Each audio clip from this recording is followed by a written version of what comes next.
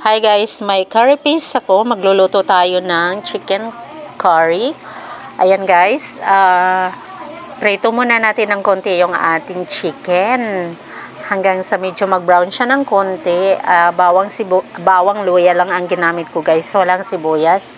Antayin lang natin ng medyo mag-brown siya ng konti. And then, yung ating chicken ay marinated na siya ng chicken powder, black pepper, at saka konting sugar, konting cornstarch.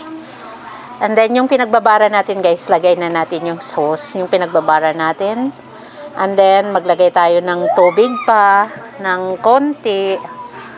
And then, yung hanggang sa, tansyado lang siya guys, yung tubig, yung hanggang sa maluto yung ating chicken.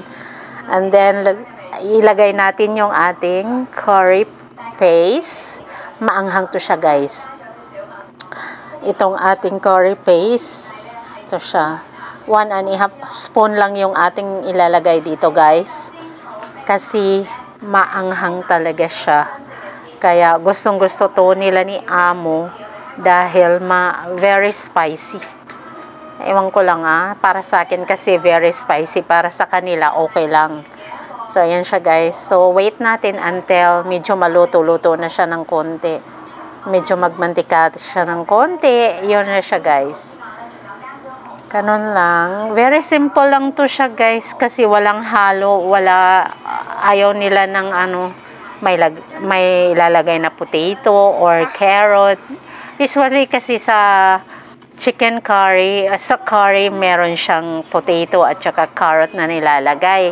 Pero kami guys, puro chicken lang talaga or chicken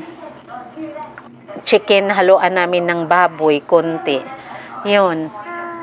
Pero wala siyang yung may patatas or carrot. Ayan siya guys.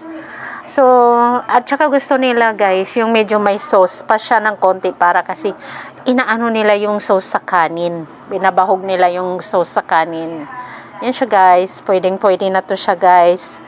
So, ayan. Hindi siya pwedeng medyo matuyo talaga. Kailangan may sauce siya ng konti. Ayan guys. Sarap ng amoy. Ang bango-bango ng amoy. Ayan na guys. Kainan na. Kain na tayo.